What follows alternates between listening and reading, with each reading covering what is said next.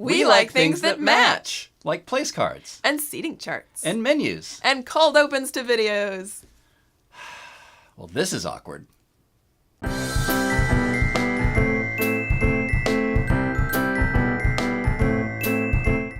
Hi, I'm still Melissa. And I'm still John, and welcome to Paper Truly. Last time we looked at theming your ceremony without losing your mind, so today it's time to look at the other half of your big day, your reception. So just like the ceremony, you want to focus on the details that mean the most to you. So let's go back to Wendy and Edward and see what they did. Of course, Wendy and Edward's theme didn't stop at the ceremony. Their reception suite included a world map seating chart with corresponding table cards and place cards. Each table had the name of a different country that Wendy and Edward had visited or wanted to visit, while the guest names were printed on suitcase place cards. As always, it's the little details that make all the difference. Guest table countries were included on their place cards so they wouldn't get lost. How cute! The table cards were illustrated with the silhouette of the country, set in a beautiful flower arrangement by Seed Floral. And when they arrived at their seat, guests found a gorgeous menu waiting for them. Printed behind the list of tasty creations was a vintage-styled orthographic projection of the globe, similar to the one we use in our travel thank you notes. Wendy and Edward were an absolute treat to work with. Their globe-trotting sense of fun made it easy to create a day of suite that matched their energy. We loved having this opportunity to work with them and make their printed goods perfect. And thanks again to John Stevens of Iris and Light for the stunning photography. Find them at irisandlight.com. So just like the ceremony, it seems that Wendy and Edward didn't go overboard. Because travel... I got it. Did you get it? Okay.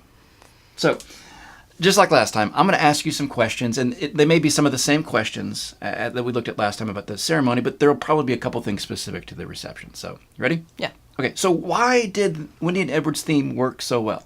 Well, again, they had that single strong idea that they felt was most important to them. So they didn't use a mashup of theme things. That would just be overwhelming. Right. So, and they had concepts for each piece that tied into that theme, and then they had layouts that tied into that concept. For example, the little suitcases, which were super cute with people's names on them for the place cards. And then they had the table names as countries, which fit into the fact that they were like traveling with their name suitcase to that country. So it worked really well. Oh, I see that. Okay. Yeah. And, of course, it helped that they had the same designer for the invite and all the ceremony stuff and all the reception stuff and the thank you notes and all that. Okay. Yeah. It helps unify everything. Yeah, exactly. You read my mind. It's like we're married or something. Okay. So what are some ways that you can bring this theme into the reception print materials? What are some things you can make in the reception? There's a lot of different things that you can do, but the most common ones are like overall signage. You can use like photography, just photos of yourselves. Like in costume or something like that?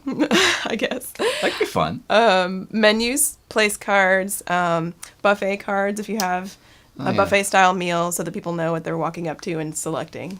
Now, real quick, table cards and place cards. Sometimes those get confused. What's the difference? Yeah. Place cards are also sometimes called setting cards or escort cards. So that is for the individual person's spot. The table card is what it is. It describes the table. So it's saying the table number, or sometimes they're named. If you want to fit it in your theme, you can name them different things. So it sounds like there's a lot more you can do with the reception even than you can do in the ceremony. A lot more pieces you can make. Yeah. So of all those, what's the most important if you could only do one or two? I would say if you're having assigned seating, especially, you need like the seating chart and place cards so that people know where they're sitting and there's no confusion or mumbling around trying to figure out where they need to be. Also, everybody having their own place card brings the theme individually to everyone.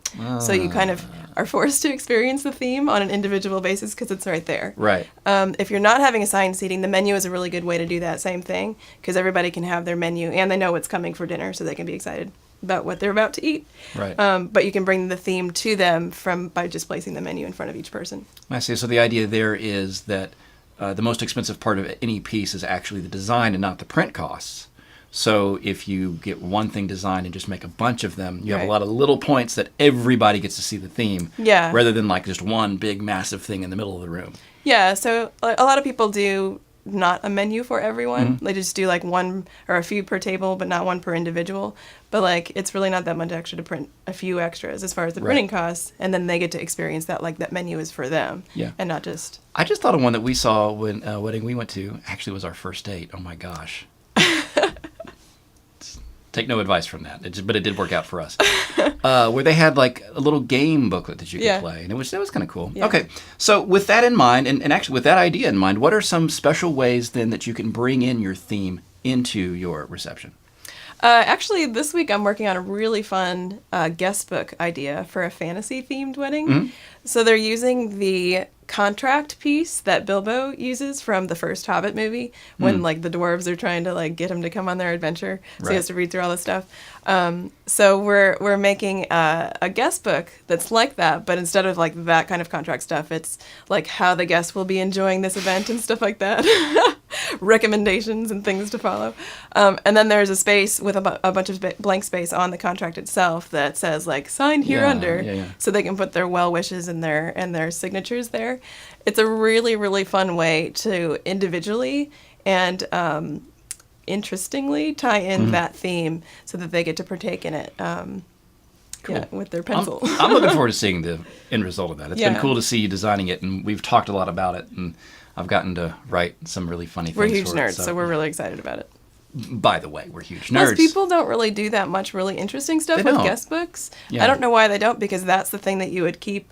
Like, if it's just some paper, like, maybe you won't put it on display. But if it's something like that, that would be awesome on your wall. Yeah, that's pretty cool. That's what they're going to do with it, too.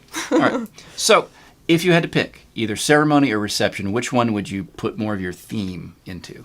Initially, I would say the reception, because that's where people are spending the most amount of their time at your event overall. If your ceremony is at the same place as your reception, then it works out really well for everything. However, if it's really important to you to like capture everything, like the whole theme, all the people in one spot, then you might focus more on theming your ceremony, because everyone is there and like you can take that picture and like capture everything in one spot. At the reception, everybody's kind of mingling and you can't really get a picture of everyone. Right. But if that's important to you to remember and have that theme documented, that would probably be. Then I'd focus more on the ceremony. So whichever one is more important to you is the right one to pick. Yeah. Seems like that's a recurring theme with themes and details. Themes. Okay. Speaking of, so we have covered a lot of ground in just 2 short videos. And really, we're just talking about the print materials. We haven't talked about like decorations because we're not decorators. We haven't talked about flowers because we're not florists. We haven't talked about apparel because, well, she's a seamstress. I dress myself. And that's a good thing. Yeah, that's a good thing. But we've really just focused on print materials. So let's sum this all up in like just 4 quick points for folks. Yeah. So number 1, pick the details that mean the most to you and focus on those. Don't be all sidetracked with Pinterest perfect events, because it's just going to be overwhelming. I mean, the internet has a lot of stuff. It is just overwhelming. It is just overwhelming. Don't overwhelm yourself. With that, stick to a single strong idea. Yeah. And of course, partner with a professional. That always makes things easier. And it's always worth the money. Always. If you're picking the right professional. Do you know any? Yes. Oh. That's good. Yeah. And then finally, relax. It'll come together if you are not stressed out. And it's easier when you don't overplan. Yeah, it really is. Your guests are going to have a fun time. You're going to have a fun time. Remember, we said this before. Your wedding is the first day, not the only day. All right, thanks for watching. Click that subscribe button to get our videos in your feed every 2 weeks. You can leave us a question or a comment below. We love helping folks create their perfect invitations, their perfect day of stuff, whatever. You can find us on social media at PaperTruly, on Instagram, Facebook, Twitter, and Pinterest, and you can find our shop at papertruly.com.